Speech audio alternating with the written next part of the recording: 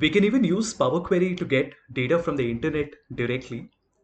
So let's quickly hop over to Google and let's go to our website. So we can go to moneycontrol.com and this would have stock market data on it.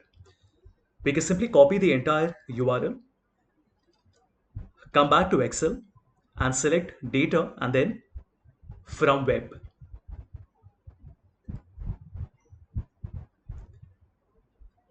In the dialog box that opens up, simply paste the URL, click on OK.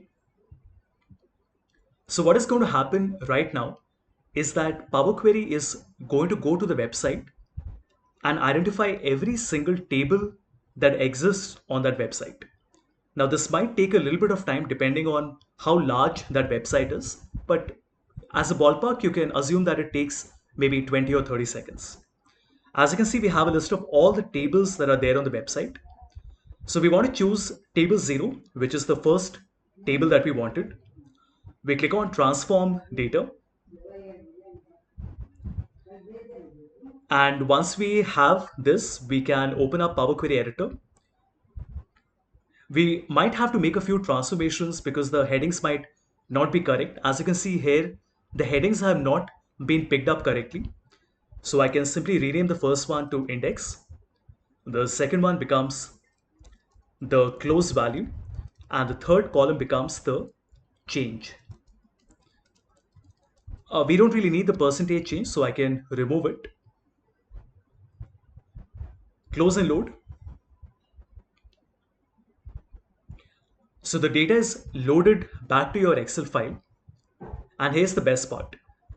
Because you have an automatic refresh in Power Query, let me just cut and paste it on the first sheet.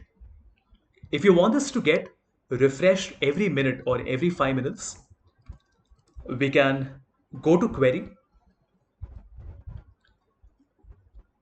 and then select properties.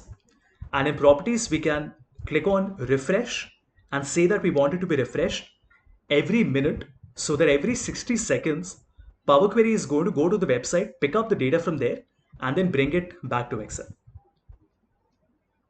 Now, will it work with every single website? Not really.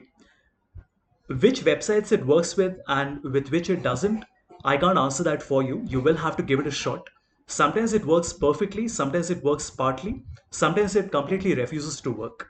It depends on the sort of security levels that you are given on the website. But if it is public data like the one that I have here, it should work seamlessly.